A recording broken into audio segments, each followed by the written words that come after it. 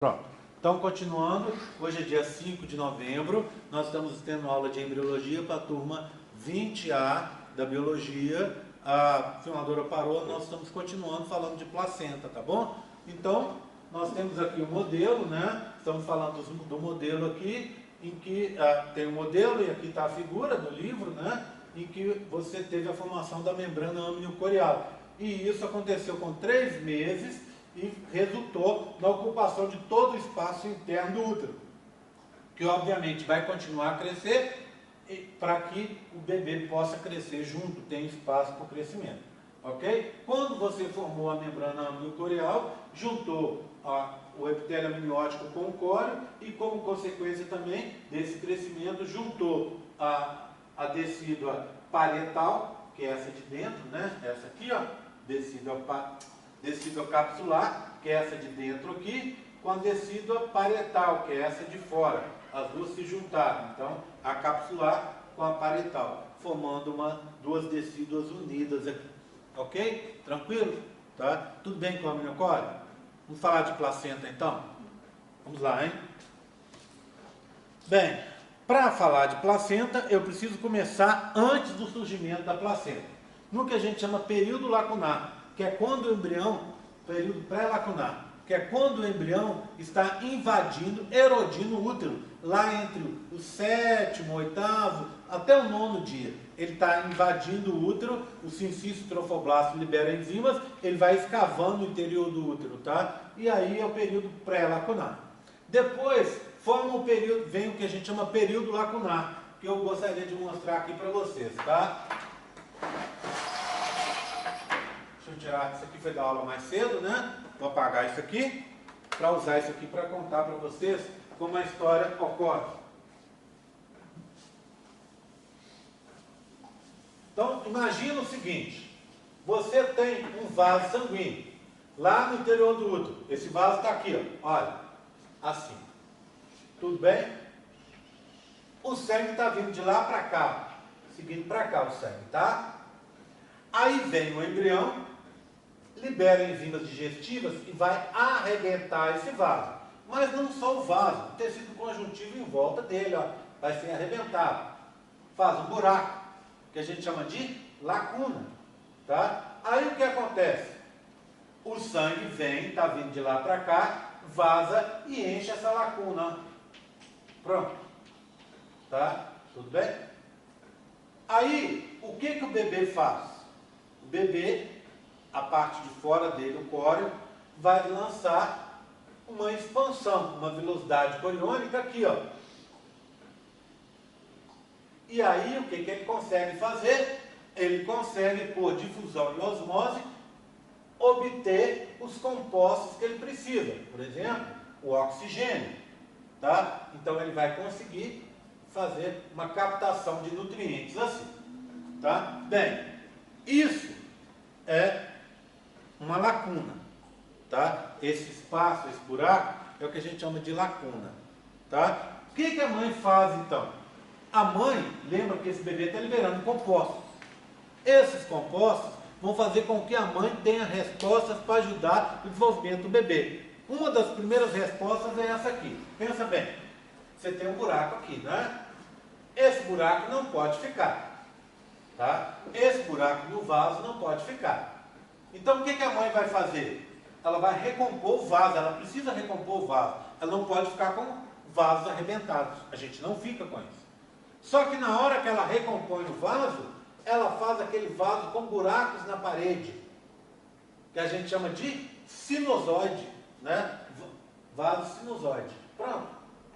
Então, o bebê liberou compostos, a mãe, quando foi recompor o vaso, ao invés dela fazer um vaso com a parede toda fechadinha, ela fez um vaso com buraco na parede, que a gente chama de sinusoide.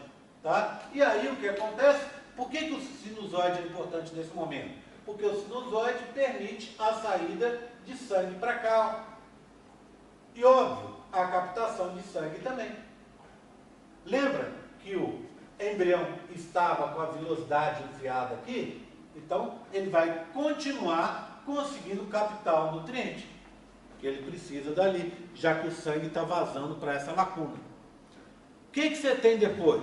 o que a gente chama período viloso, em que essa vilosidade vai se desenvolver, vai deixar de ser primária, vai virar secundária, vai deixar de ser secundária, vai virar terciária e assim por diante. Até chegar lá no 5º mês, ela vai virar aquela velocidade a termo que vocês conhecem. Então ela vai só se diferenciar, tá? O que depois vai acontecer? Você vai formar a estrutura da placenta. A estrutura da placenta nada mais é do que a mãe colocar uma ordem nessa bagunça, tá? Então vamos dar uma olhada na estrutura da placenta para vocês entenderem. Aqui eu tenho uma placenta que foi retirada num aborto, tá?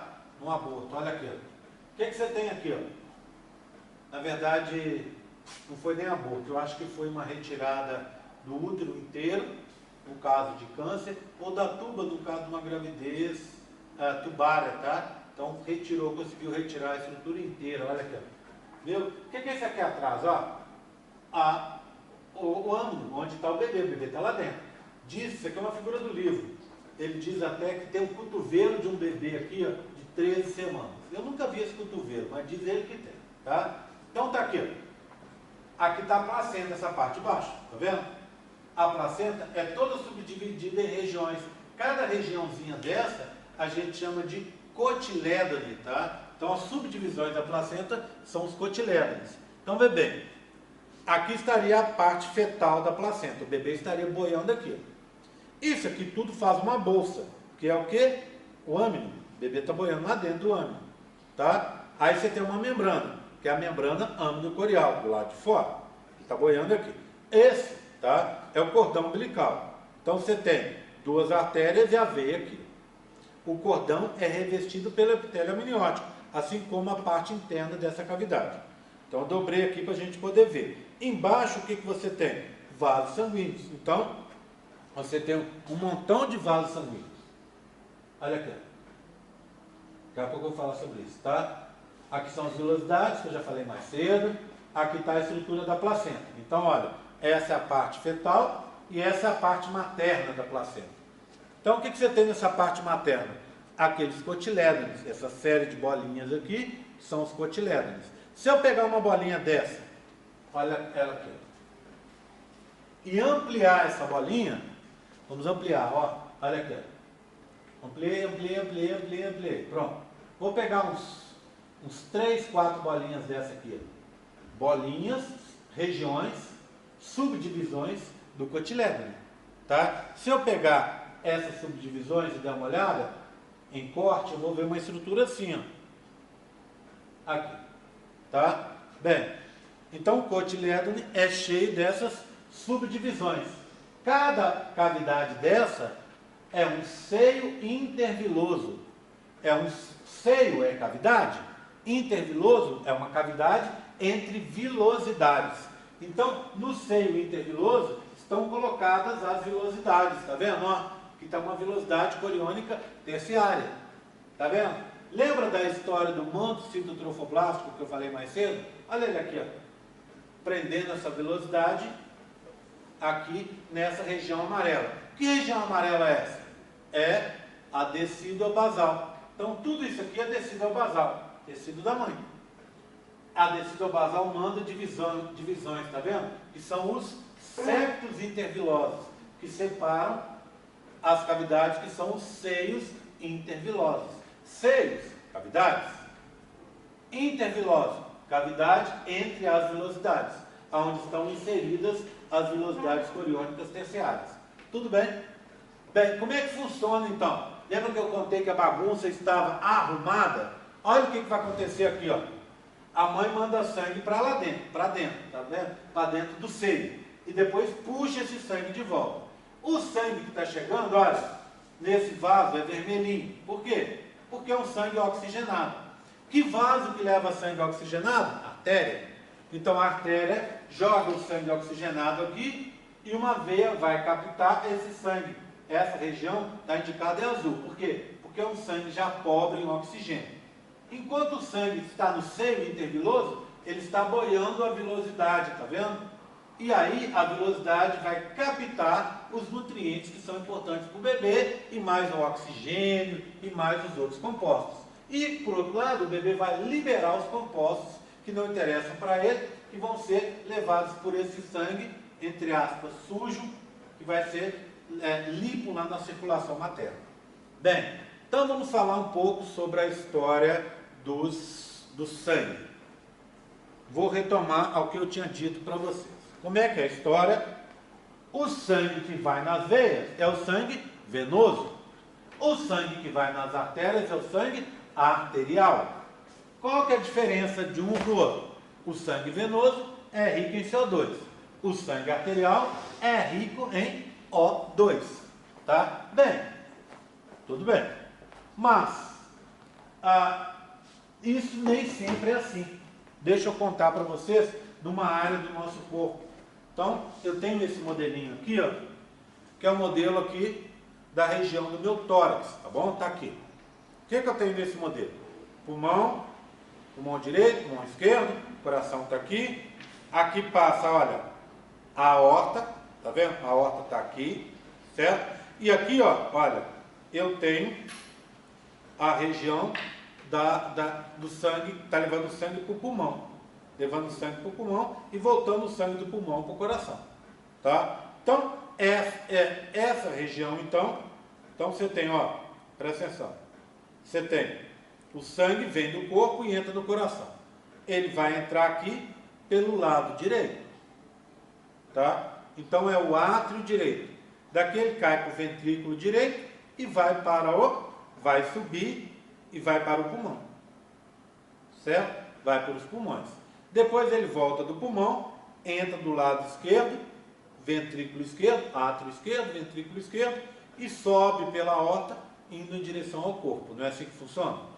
Bem, só que tem um problema. O sangue chega no coração com muita pressão.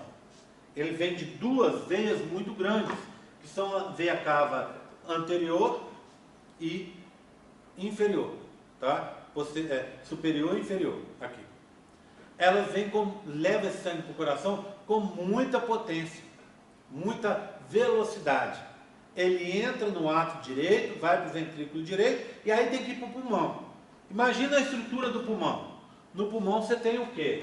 Você tem um alvéolo pulmonar. Você tem saquinhos, milhares, milhões de saquinhos, que são aonde vai chegar o oxigênio. Então o oxigênio chega nesse saquinho. Então o oxigênio está aqui. Pronto. Está chegando o oxigênio. Tá? Envolvendo esse saquinho, vou colocar um só para facilitar, tá? Você tem vasos sanguíneos assim. Nesses vasos sanguíneos, está chegando o sangue que está vindo do coração. É um sangue rico em CO2. Então aqui tem a troca. O CO2 entra e o oxigênio sai. É o que a gente chama de hematose. Tá? Mas tem um problema, aquilo que eu contei para vocês. Se o sangue chegasse no pulmão, na velocidade que ele entrou no coração, ele ia estourar essa estrutura. Ele ia vir com muita velocidade, ia dificultar a troca, a hematose, porque ele ia passar muito rápido, e também ele poderia arrebentar esse vasinho que é muito delicado. É um capilar, tá? Então, o que acontece? Ao invés de você trazer esse sangue rico em CO2 por uma veia, como seria o esperado, você traz ele em uma artéria. Por quê? Porque a artéria não. As artérias não têm, elas não têm necessariamente um calibre maior do que as veias. Mas elas têm duas coisas importantes. Elas têm fibras elásticas e músculo liso, coisa que as veias não tem ou tem pouco. Se você pegar uma artéria do mesmo calibre que uma veia, a artéria vai ter mais fibras elásticas e mais músculo liso do que a veia. Por quê? Porque a artéria faz uma coisa que a veia não faz. Ela distende, que é a diástole, e ela contrai, que é a sístole. Então, ao distender, imagina, está passando sangue. Ela distende, o sangue vai mais devagar, porque ganhou espaço para ele ocupar ali. Então, ele não vai com tanta velocidade. Se está devagar demais, ela contrai, é a sístole, e aí o sangue vai mais rápido. Então a artéria consegue controlar a velocidade do sangue, coisa que a veia não consegue. Resultado, para resolver o problema do sangue que chegou no coração com muita velocidade, você põe esse sangue em artéria, tira esse sangue do ventrículo através de artéria. Essas artérias levam o sangue até o pulmão. E quando chega no pulmão, ele chega com uma velocidade menor, sem danificar a estrutura do pulmão e numa velocidade suficiente para permitir essas trocas. Aí acontece uma coisa que a gente chama de anastomose arteriovenosa. O que é isso? É uma artéria que vai se transformar numa veia. Tá vendo? Então imagina, por isso que essa representação é legal. O sangue vem aqui com CO2, tá vendo? Aí aconteceu a hematose. Daqui para cá, ele fica com oxigênio. Só que, e aqui da onde que ele vai? Em direção ao coração, ao átrio esquerdo. E aqui ele estava vindo da onde? Do ventrículo direito, lembra? Só para a gente posicionar aqui, tá? Bem, o que acontece com esse sangue? Todo o sangue que está aqui, ó, ele está sendo empurrado para cima, ó. E ele vai chegar no coração por inércia. Já que está entrando o sangue aqui numa velocidade, esse sangue que está aqui vai sendo empurrado em direção ao coração por inércia. Resultado, para chegar no coração, você não precisaria de ter artéria com fibras elásticas e com músculo liso, já que ele vai por inércia e acaba alcançando o coração. E lá sim o coração bate e empurra ele para o corpo. Entenderam? Nosso corpo, a natureza, na realidade, ela sempre trabalha do princípio da economia. Isso o professor de ecologia de vocês deve falar para você todo dia, professor da botânica, eu falo aqui. O que é o princípio da economia? A gente não gasta mais do que a gente precisa. Tá? Você não vai gastar mais com uma coisa se você pode fazer mais barato. Entendeu? E aí, aqui vale o princípio da economia, que é o quê? Eu não vou fazer uma artéria, que é muito mais cara do que uma veia. Eu vou fazer uma veia, que não tem fibra elástica, que não tem músculo liso, que é mais simplesinha na estrutura, para levar o sangue aonde? Em direção ao átrio. Então, se aqui eu tenho artéria, porque eu preciso, em contrapartida, aqui eu tenho veia. Só que repara, é uma artéria levando sangue com CO2 e uma veia levando sangue com O2. Isso é que eu chamo de circulação invertida, tá? Por quê? A veia, ao invés de levar sangue venoso, leva sangue arterial, e a artéria, ao invés de levar sangue arterial, leva sangue venoso. Para quê? Para proteger a estrutura do alvéolo pulmonar. Por quê? Porque a artéria tem capacidade de expansão e contração, que a veia não tem. Tá? Tudo bem? Assim eu protejo a estrutura do meu pulmão. Agora, a representação, como é que eu faço essa representação? Do mesmo jeito. Do mesmo jeito. Como assim? Eu represento as artérias sempre de vermelho e as veias de azul. Lembra? Por quê? Ah, porque é sangue arterial e sangue venoso. Não, não é só isso não. É porque na realidade o sangue que está na artéria é um sangue arterial rico em oxigênio. E o sangue que está na veia é um sangue pobre em oxigênio. Se você cortar uma veia, o sangue dela é azulado, tendendo para o roxo. Por quê? Porque a hemácia não está no seu estado oxigenado. Se eu cortar uma artéria, ao contrário, sai um sangue vermelhinho, vermelho vivo. Por quê? Porque lá dentro do sangue eu tenho uma riqueza de oxigênio que está dentro da hemácia, dando cor àquele sangue. Tá? E aí, quando o oxigênio se liga à hemoglobina, ela libera essa cor vermelha. Então eu consigo ver. Então quando os caras criaram isso lá atrás, lá mais de 500 anos atrás, eles olharam o sangue, os primeiros anatomistas olharam o sangue e falaram, olha, o sangue que sai da artéria ele é vermelho vivo. Então nós vamos pintar a artéria de vermelho. E o sangue que sai da veia é um azulado. Então, um azulado, azul escuro, vamos pintar a veia de azul escuro.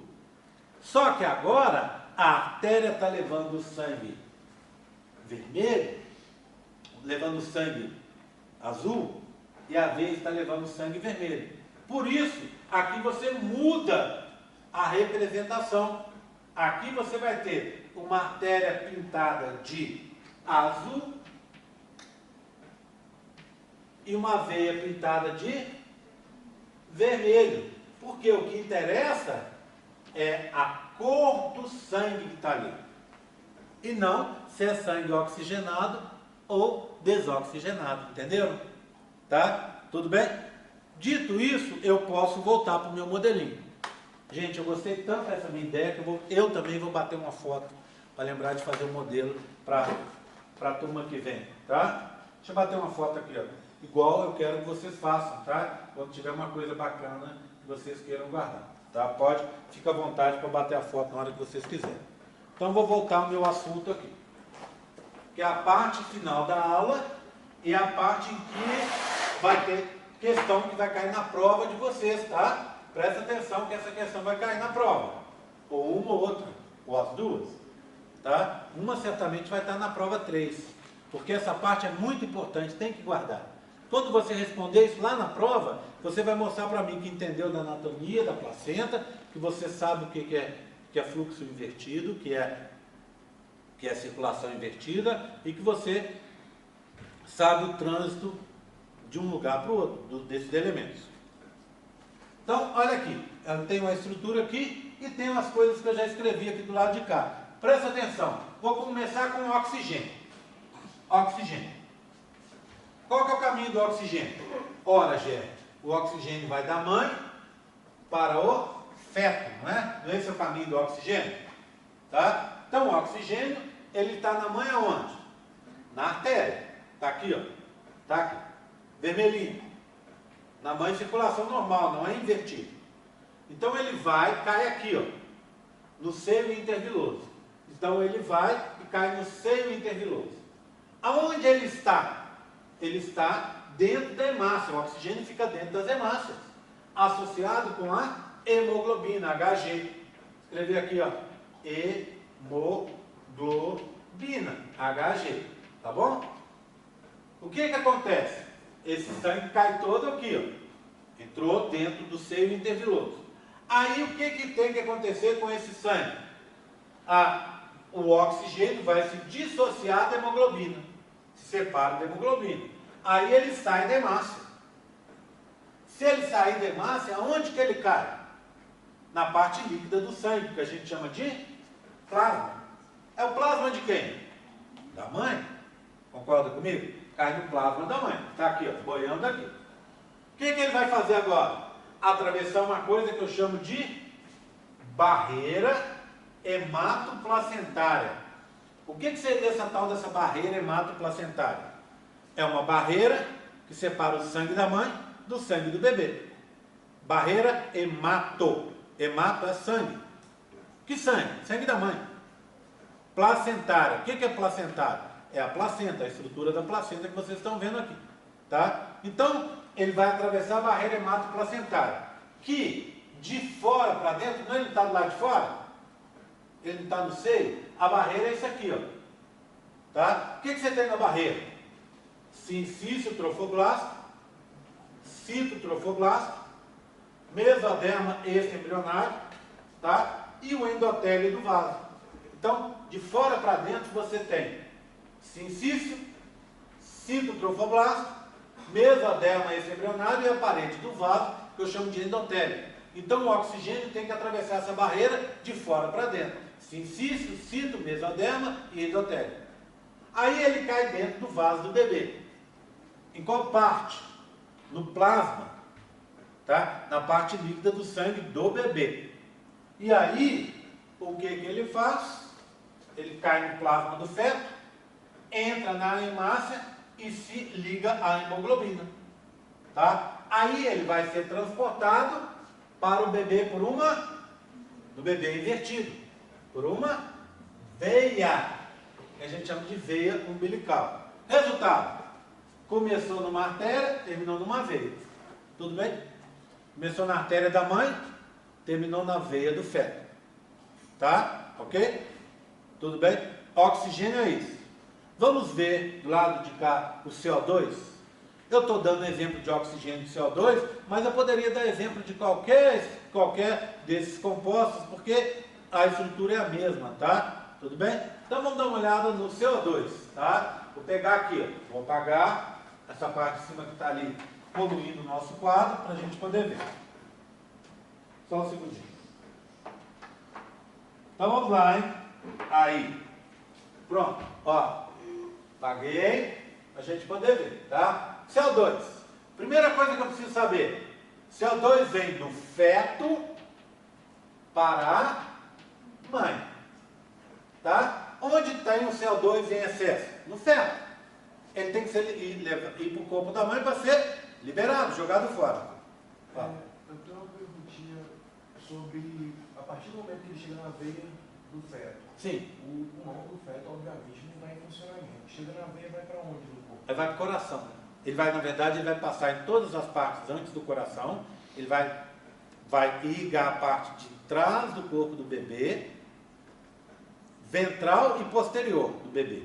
Aí ele vai no coração e é empurrado. O coração, nesse momento, ele serve só para impulsionar o sangue, já que não tem hematose, troca no pulmão do bebê. Aí dali ele vai voltar lá para a parte, pela aorta, vai para a parte de trás do corpo do bebê, com o restinho de oxigênio que ele ainda tem, vai banhar aquela região e oxigenar aquela região, vai para o cordão umbilical, vai para a velocidade coriônica e ali ele vai ser oxigenado. Lembra muito, não sei se vocês concordam comigo, o coração do peixe. Como é que é o coração do peixe? Bicavitário. O sangue passa no coração do peixe uma vez só. Então a circulação única, não dupla. No nosso caso também é única, nesse momento. Aí o que acontece? A oxigenação, a hematose no peixe acontece fora do coração. Fora e distante do coração, nas brancas. No nosso caso acontece fora do coração e distante. Aonde? Lá nas velocidades coriônicas, na placenta. Tá? Então é muito parecido. Depois ele vai criando as 4 câmaras. Eu falo até quando eu dou aula dessa parte. Não. No início ele é uma câmara única que vai se diferenciando. Eu falo muito nessa aula, eu gosto sempre de usar a imagem, dizer que a formação do coração é casa de pobre. Como é que é construção em casa de pobre? Vocês não sabem que são todo mundo rico. Mas na minha casa, por exemplo, quando a gente faz alguma obra, a gente fica dentro de casa. Não tem disso que nem vocês, aquela vez que vocês construíram aquela casa de vocês lá, seus pais construíram, vocês foram lá, ficaram um tempo na Disney, foram para a Europa. No meu caso é o quê? Obra na cozinha, esquece a cozinha, mora na sala. Obra na sala, mora na cozinha. É desse jeito, tá? Coração é a mesma coisa. Vai tendo obras nele, ele vai virando tetracavitário, mas ele já começa a funcionar antes de ser tetracavitário. Tá ok? Tranquilo? Bem, então, olha aqui, ó. O CO2, ele vai do feto para a mãe. Então, vamos lembrar, o CO2 normalmente está associado com a água no sangue, no plasma do sangue, tá? Ele não fica na hemácia. Quando ele se associa com o plasma, com o CO2 no plasma, agora eu fiquei na dúvida, é H3CO4, H2CO4, alguém confere aí para mim? Ele vai formar o que a gente chama de ácido carbônico, tá? Eu pus aqui H3CO4, não sei se é H2CO4, agora eu fiquei na dúvida, tá? Então, alguém que tenha o celular funcionando aí, confere para mim, por favor. Então, escreve aí ácido carbônico, para olhar a forma. É a união do CO2 mais água. Então, ele fica diluído no plasma, associado com a água, formando o ácido carbônico. Tá? E assim ele vai sendo transportado. Bem, então ele está no plasma do feto. E ele vai ser transportado por quem? Por uma artéria. É 3, né? Tá certo? Então, ele é transportado... Não, é H2CO3. É isso que eu ia falar. É isso que eu estou achando estranho. É H2CO3. H2CO3. 3, tá? Estou perdoado, já que aqui não é aula de química, né? Estou perdoado, e eu nunca lembro, tá? Então, olha lá, ó. Ele é transportado no plasma na forma de ácido carbônico, tá? E aí, aonde que ele está? Como é que ele chega na velocidade? Por uma artéria, porque é invertido, não é? É um sangue rico em CO2 e está na artéria, porque a artéria tem essa capacidade sístole e diástole. Aí o que ele tem que fazer quando ele vai chegando aqui? Ele vai se dissociar da água e vai para o plasma. Aí o que ele tem que fazer? Plasma da onde? Aqui na velocidade coriônica. Tá? Aí o que ele tem que fazer? Atravessar a barreira hematoplacentária. Como? De dentro para fora. Se em caso do oxigênio é de fora para dentro, aqui é de dentro para fora. Ou seja, endotélio, mesoderma extraembrionário, citotrofoblasto e sincício trofoblasto. Esse é o caminho que ele faz de dentro para fora. Aí é onde ele cai? No plasma do seio interviloso. Aqui, ó, do lado de fora. Tá? Aonde? Que plasma é esse? É do sangue da mãe. Aí o que ele faz? Se associa com a água e forma o H2CO3, o ácido carbônico. Tá? E aí vai ser transportado para a circulação materna. Por quem? A mãe não tem circulação invertida, ali não. Então, por uma veia uterina da mãe. Repara, de novo. Começou aonde? Numa artéria. E terminou aonde? Numa veia. Tá? Só que, aqui também, ó. Numa artéria e terminou numa veia. Só que o oxigênio, a artéria é da mãe. O CO2, a artéria é do feto.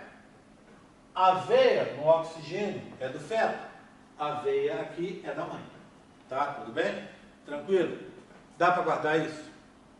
Tá? Vou cobrar na prova. Tá? Agora repara numa outra coisa. Vamos conversar um pouco sobre essa barreira hematoplacentária para a gente poder encerrar a brincadeira de hoje. Tem alguém que tem alguma dúvida? Sim? Dúvidas? Qualquer composto faria esse mesmo processo? Faria esse mesmo processo, esse mesmo caminho. A glicose. O que você teria da glicose? A glicose é transportada no plasma. Ela tem uma diferença. Ela tem que ser transportada, ela segue o mesmo caminho, mas ela é transportada por transporte ativo. Esse processo que eu estou mostrando para você é difusão. É transporte passivo. A glicose é transporte ativo. Mas o caminho é o mesmo. Tá? Pega, por exemplo, um outro composto, a ureia, por exemplo, que é uma excreta nitrogenada. Ela é transportada para fora, tá? Seguindo o mesmo caminho do CO2. Entendeu? Ok? Tranquilo? Bem, agora vamos dar uma olhada nessa barreira hematoplacentária, para a gente dar uma conferida nela, tá? Fala. Eu posso afirmar que é por causa desse processo da hemoglobina da mãe não entrar em contato com a hemoglobina? Não entra em contato, não pode. É por isso que a mãe, quando tem AIDS, por exemplo, não passa? Vamos conversar sobre isso agora? Por que o sangue não tem contato? Por causa dessa barreira hematoplacentária. Então o sangue da mãe permanece no seio interviloso. Mais perto que ele chega do feto é o seio interviloso. E o sangue do feto, o mais perto que ele chega da mãe é dos capilares que estão dentro da velocidade coriônica. Esses sangues não podem misturar. Lembra da eritroblastose fetal ou da doença hemolítica do recém-nascido? É quando o sangue da mãe, que é um RH negativo, ataca o sangue do bebê. Então não pode, porque dá uma anemia que pode até levar o feto à morte. Então você tem essa barreira, que é formada do lado de fora para dentro. Sincício, citotrofoblasto, mesoderma e a parede do vaso, que é o endotélio. Essa barreira é a separação entre o sangue do bebê e o sangue da mãe. Nessa barreira, você tem um monte de células que são macrófagos específicos que agem nessa região. São chamadas células de Hofbauer. Olha aqui, ó, que foi feita uma imunocitoquímica para indicar essas células, tá vendo? Foi feita uma usou um anticorpo para marcar essas células, elas estão indicadas de marrom. Cada bolinha dessa aqui é uma célula.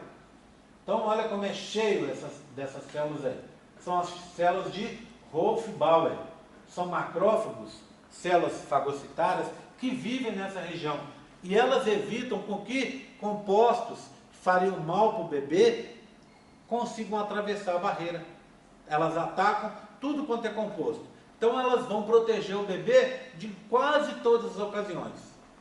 Não protege, por exemplo, como você falou, do vírus da AIDS. Elas não protegem também contra, por exemplo, o citomegalovírus. Elas não protegem também contra a nicotina do cigarro. Elas não protegem também contra o vírus da Zika. E o vírus da Zika é bem bacana, porque eles descobriram que sabe o que o vírus da Zika faz? Ele se esconde no interior das próprias células de Wolff-Bauer. Seriam as células de defesa. Então eles entram para dentro das células de Wolff-Bauer antes que ela consiga atacá-los. E lá dentro eles ficam escondidos, se reproduzindo lá dentro. Até que ele tenha em grande quantidade, e aí ele sai do ciclo lisogênico, escondido dentro da célula, para o ciclo lítico. Vai arrebentar a célula e vai sair em grande quantidade, invadir o sangue do bebê e atacar principalmente as células do sistema nervoso em formação. Lembra, o bebê não tem sistema imune ainda desenvolvido. Então, quando eles conseguem, esses vírus conseguem atacar, chegar dentro do bebê, eles estão no paraíso, porque não tem nenhum sistema de defesa. Pode se reproduzir à vontade, chegando a dar a microcefalia que vocês viram aí, estão vendo direto na imprensa, né? Tudo bem? Era isso que eu queria falar para vocês sobre placenta e sobre essa parte aí, tá? Eu tenho um aviso para dar para vocês. A prova de sábado, dia 10, é a recuperação 2. Quem está em recuperação 2, a nossa prova vai ser sábado, às 8 da manhã, das 8 às 9, ali na nossa sala de sempre, DGTI 01, tá? Se você está nessa situação, o que você vai precisar fazer? O já combinado, que é o esboço dos modelos, tá? Isso é com as monitoras, na presença das monitoras, e eu vou colocar amanhã um vídeo de revisão. Então dessa vez a gente não vai ter aula de revisão, porque eu não consegui sala e também não vou ter tempo. Então a gente vai ter uma aula de revisão gravada, que vai ser colocada amanhã para vocês, o link lá. Você vai assistir a aula de revisão, você que está na recuperação, assistir a aula de revisão da prova 2 e vai responder as questões que estão lá, certo? Responder as questões. Eu vou conferir quem respondeu, quem não copiou da internet, etc. Quem está nessa situação normal, fez tudo como deveria ser feito, fez os esboços e fez o questionário, vai poder fazer a prova de sábado, tá bom? Combinado? Prova substitutiva. Só lembrando, quem fez a prova 1, viu que a gente teve uma turma só. Na prova 2, acredito que a gente tenha, inclusive, menos alunos, porque vocês vão reparar que vários alunos já estão desistindo do curso. Vai chegando, vai apertando, o semestre vai andando e os caras vão desistindo, né? Se por um lado é ruim porque depois esse cara vai voltar para cá, por outro lado, no próprio semestre, eu dou gargalhadas de felicidade quando um aluno vai embora, porque o semestre fica mais fácil para mim e óbvio para vocês, tá? Vocês veem que é dúbio, na minha posição, é dúbia, porque na realidade eu gostaria que todo mundo fizesse para o cara terminar. Eu sempre falo no começo do semestre, se você for desistir, por favor, conversa comigo, de repente a gente pode chegar num ponto em comum, eu posso te ajudar em alguma coisa, para você não desistir do curso. Mas infelizmente muita gente desiste, e aí a turma vai ficando vazia. Resultado, quando chegar aí na prova 2, quando vocês forem ver, a gente vai ter bem menos alunos fazendo. Então a prova vai ser de 8 às 9. Não chegue depois que eu não deixo você entrar. Depois que sair o primeiro aluno, eu não deixo mais você entrar para fazer prova, tá? Tá combinado? Todo mundo entendeu? Fala. Não, é só um feedback sobre a prova, e dar uma pesquisada sobre depois isso, que aconteceu no semestre passado em histologia geral com uma colega minha, que que ela estudou pra caramba e chegou na prova e tirou 30. 30 não lembro, acho que foi 20. Sim. E ela ficou arrasada, porque ela tinha realmente Sim, estudado a matéria entendi. e tudo mais, pegou a recuperação, tirou 80, beleza. Sim. E aconteceu a mesma coisa comigo na pergunta. Sim. Estudei, fui fazer a prova 30. Aí dá esse chute na cara da gente, eu estranhei pela ser uma coincidência, né? Entendi. Aí era só um feedback mesmo pra você tentar investigar alguma coisa, se tem alguma coisa nas provas e tudo mais que Olha, já deu a uma prova, ideia, na realidade, assim, a prova ela é feita já há muitos semestres assim. Eu procuro ser justo na prova. O que é ser justo? É cobrar o que eu dou em sala de aula. O que acontece é que é muita matéria. E aí, eu não tenho também como fazer, vamos dizer assim, um equilíbrio corrupto com vocês. Que é o quê? Eu dar uma matéria num nível aqui e cobrar num nível bem inferior na prova. Não seria legal. Você tem que aprender a matéria. O que acontece às vezes na primeira prova, principalmente? É o aluno não saber o que eu vou pedir, é o aluno, apesar de eu falar 500 milhões de vezes, muita gente só aprende na hora da prova, é o cara ver que o que eu estou falando é o que eu estou cobrando mesmo, não adianta. E aí tem cara que vê assim, eu falo, olha, eu dou a prova, vai ser baseada no que eu estou falando em sala, vou cobrar lá na prova. Aí o cara não acredita, aí o cara se perde estudando outras coisas e quebra a cara na hora da prova. Outra coisa que acontece muito, que aí eu acho que é o principal problema, não é nem esse que eu acabei de falar, é o cara que fica desatento na hora da prova. Porque eu tenho que cobrar as coisas, a pessoa fala, você está fazendo pegadinha. Não é pegadinha, eu estou cobrando o quê? Eu tenho que falar o quê? O córeo é formado pelo sincício trofoblasto, pelo citotrofoblasto e pelo mesoderma extra-embrionário folheto interno. É externo. Mas o que? Eu troquei um pelo outro para ver se o cara está atento e ele sabe que é externo e não é interno. Aí o cara lê aquilo e fala, ele trocou uma palavra só, ele fez uma pegadinha. Não é uma pegadinha, eu estou vendo se o cara sabe, eu não sabe.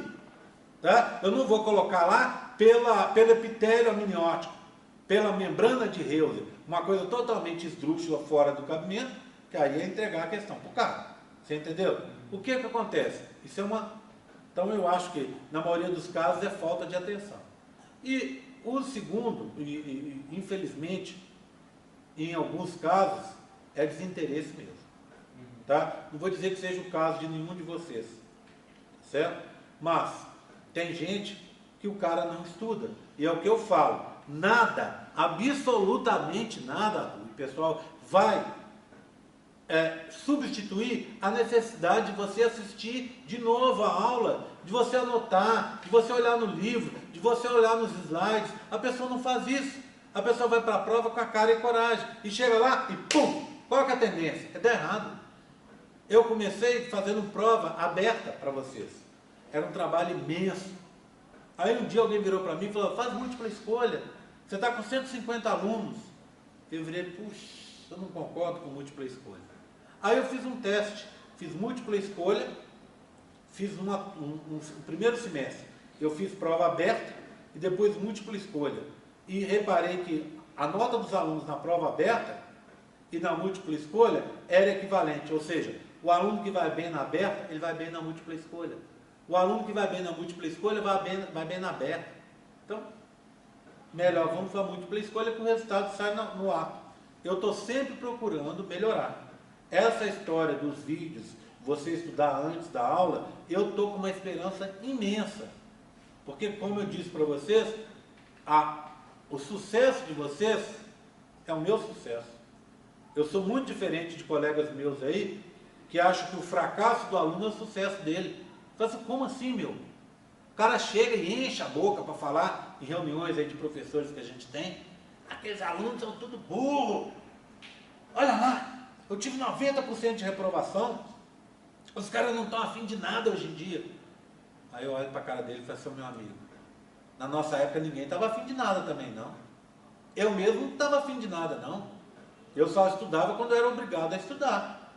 Até hoje eu faço as coisas porque eu sou obrigado. Eu prefiro muito mais estar à toa em casa assistindo novela e tomando cerveja do que estar estudando. Eu faço porque, primeiro, eu gosto e segundo, porque eu sou obrigado. E todo mundo mais ou menos funciona assim. A gente não está na Suécia, não está na Alemanha, não, em que o cara tem aquela obrigação dele, né? Eu estava conversando outro dia com a minha mulher sobre isso, que lá eles têm isso, eles são bitolados. Bitolado é a palavra que usava antigamente, não sei nem se usa mais, né? O cara bitolado com aquilo, ó. O cara tem aquilo ali, ele tem o horário dele certinho para fazer as coisas e tal. A gente, nem todo mundo é assim. Tem que ter um pouco de coordenação para as coisas funcionarem, mas nem todo mundo é assim. E tem gente que vira avacalhado mesmo. E esse avacalhado eu tenho que saber tirar. Por exemplo, eu não te acompanho. Não sei como é que é seu dia a dia fora daqui. Eu sei que aqui na sala você é um cara interessado, apesar de faltar demais, andar faltando demais. Quando eu te encontro, eu te cobro, né? Eu sei mais ou menos assim. Sei mais ou menos, acompanho mais ou menos. Né? Às vezes eu não sei o seu nome, mas eu sei que as pessoas vêm.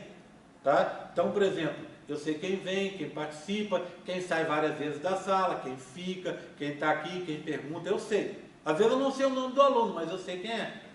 O nome, como eu tenho muitos alunos, na realidade é uma falha minha, mas o nome é só um pormenor. Eu sei disso, tá? Eu sei como é que é cada aluno. Então eu vou acompanhando. Agora, eu não consigo te acompanhar fora daqui. Eu tenho um aluno, por exemplo, que é excelente. Ele vem, ele senta aqui na frente, ele participa, ele está aí, ele estuda, etc. E já foi reprovado várias vezes. Sabe por que ele foi reprovado? Muito provavelmente porque fora daqui não funciona, não estuda. Não estuda, vem na aula, assiste, etc, etc, mas não faz a parte dele em casa, que é estudar. E aí o que acontece? É reprovado. Dói meu coração reprovar qualquer um.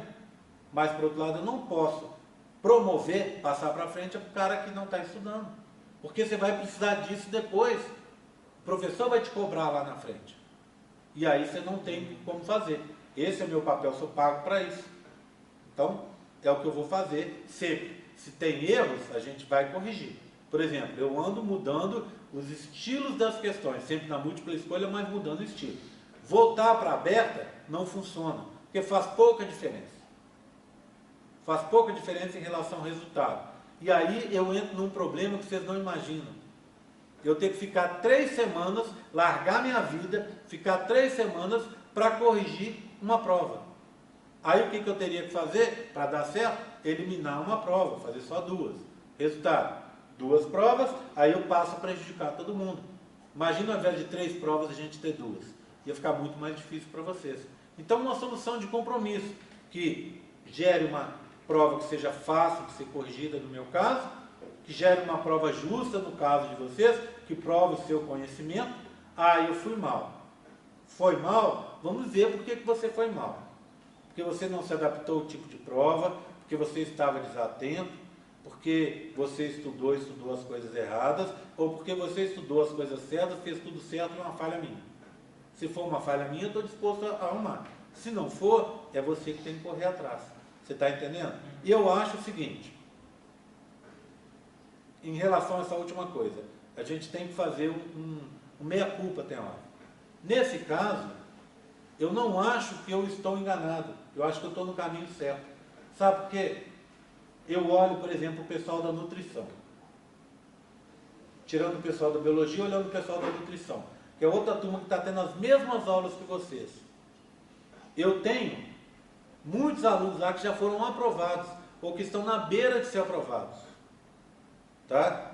O que eu acho interessante, porque falado na UFLA é o contrário. Todo mundo fala que os alunos de nutrição têm muita dificuldade. E que os alunos da biologia têm muito mais facilidade. Está vendo?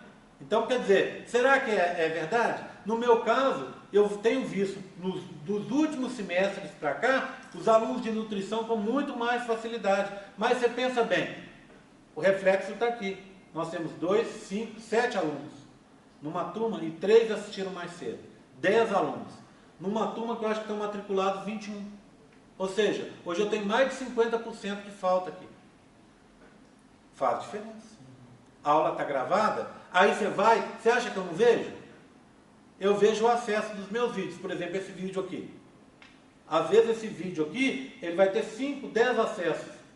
Se eu tenho uma quantidade de 21 alunos na turma, eu esperaria pelo menos 21 acessos. Concorda comigo? Você vai assistir a aula, vai rever a aula em casa. Pelo menos para a prova, você vai rever essa aula. Aí eu vejo que um vídeo que passou na turma, que é de uma aula que foi gravada, eu tive 3 acessos, ou seja, de um universo de 21 alunos, 3 se importaram de rever as coisas que foram conversadas na aula. Aí não pode dar certo, entendeu? Então assim, eu fico satisfeito, porque se eu tiver agora, nesse momento, igual esse colega meu que eu estava contando para vocês, 90% de reprovação, eu tenho uma prova aqui que eu estou procurando fazer o melhor possível. Estou dando uma aula bem dada, essa aula você já assistiu em casa, eu estou dando uma nova aula aqui para tirar as dúvidas de você e mesmo que tenha uma pessoa que não tenha assistido a aula, só o fato de ela estar presente aqui e assistir foi suficiente para ela aprender a matéria. Tá? Se você veio com dúvida de casa, melhor ainda, você conseguiu aprofundar mais ainda o seu conhecimento. E assim, é a vida que vai, né? A vida que segue, não é assim que fala? Tá? Então, infelizmente, tá? Não é fácil, não é uma matéria fácil. Mas em momento nenhum enganei você que isso aqui seria uma histologia 2, né? Que é uma matéria super mole. Tá? Não é uma matéria que nem aquela, é uma matéria que tem muito mais conceitos, muito mais tópicos, muito mais coisas, e aí justamente por causa disso ela se torna difícil. A histologia é inegável que ela é uma matéria muito mais fácil. Tá? Então assim, eu até brinco com os alunos da histologia, que o cara que é reprovado na histologia, ele tem que fazer um esforço danado. Para ele ser reprovado na histologia, ele tem que fazer um esforço danado para ele ser reprovado. Aqui, às vezes o cara tem que se esforçar para ser aprovado, porque realmente é muito mais difícil. Tá vendo? Mas você tem toda a condição, pelo que eu te conheço, de fechar P3. Tá? Na realidade, você não tem só P3, né, meu? Você tem P2 e P3. Todo mundo aqui que está mal de nota e não conseguiu a média na P2, tem a P2 e a P3. Se você fechar a P2, você não vai precisar de fechar a P3. Se você foi mal na P1, mas foi bem na P2, você está mais ou menos tranquilo. Tá? Então não existe ainda essa história, eu preciso fechar a P3. Opa, você está considerando um resultado que você ainda não obteve, que é do sábado, dia 10. Tá certo? Tudo bem? Tranquilo? E assim, não apavora. Lembra que você ainda tem os pontos que eu estou dando nos questionários. Eu vou começar essa semana a arrumar esses pontos para vocês, para a pessoa justamente ficar tranquila nesse final. Agora, você acha engraçado? Semestre passado foi o primeiro semestre que eu fiz isso, eu quase caí de costas. Eu fui olhar, eu dei 5 pontos para questionário, 5. Eu olhei alguns alunos, o cara não tinha feito um questionário, cara. Eu falei assim, gente, mas não é possível. O que essa pessoa pensa da vida? Aí depois teve gente que calçou a cara de pau e foi atrás de mim para pedir ponto. Eu olhei para o cara e falei assim, aí eu estava com a lista bem na minha frente. Eu olhei e falei assim, seu nome? Ué, você não fez 2 questionários? Você está precisando de 2 pontos? Pois é, você quer que eu te dou 2 pontos? Você teve a oportunidade de ganhar os 2 pontos, não ganhou. Não ganhou porque você não quis. Ah, mas que não sei o que, nesse dia tal eu estava com não sei o que. Ó, questionário você não tem um dia só para fazer. Olha aí, ó, os últimos, da aula da semana que vem, já está disponível para você há 2 semanas. Faça, não deixa para a última hora. Deixou para a última hora, pode acontecer qualquer coisa. Não pode deixar. Deixar, você está correndo um risco. Ah, eu deixei para a última hora, minha internet estragou, meu computador não sei o que. Eu falei assim, pois é. Por que você deixou para a última hora? É a pergunta que eu vou fazer para a pessoa. Então, assim, infelizmente, a pessoa não se ajuda, aí fica difícil. Né? Esse semestre, só para você ter uma ideia, são 6, né? 6 pontos. Eu já tinha dado 3, não é isso? 3? 5, não é? Como é que foi? Eu dei o quê? Eu dei da semana do saco cheio, eu dei da revisão da 1, dei mais 1, não é? Pelo menos? Foram 3 questionários com 6 pontos, com 3 pontos que eu vou dar nesses das aulas que estão assistindo antes, meio ponto para cada uma, dá mais 3, então dá 6. Eu vou dar mais 2 questionários até o final do curso, tá? Vão completar 8 pontos. Ou seja, para ser aprovado comigo, você não precisa ter 60, você tem que ter 52. Ok? Mais do que isso, peraí, né? Aí fica difícil. Eu fiquei confusa no primeiro questionário da recuperação, porque eu achei que era só para quem estava em recuperação. Aí eu não fiz uma coisa. Não. Qual o questionário da recuperação? Você fez da P1. Peraí. Não teve um questionário. Não. Teve um que era Não, pra não. quem- Foram 3, foi um questionário de revisão da P1, é revisão da P1. Foi inclusive É, antes não. da P1. Essa revisão. eu Então, achei que era- mas foi antes da P1. Como é que você pode ter confundido com a recuperação? Não, Foi porque- antes da P1. Foi antes da P1. Foi antes da P1. A recuperação da P1 foi aquela que a gente teve lá. Foi antes da P1.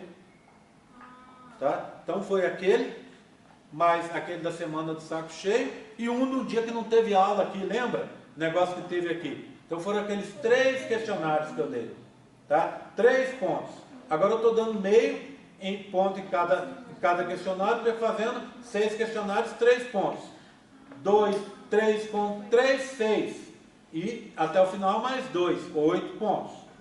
Tá? Melhor do que isso, meu amigo? Possível. Tá? Então assim, ainda assim,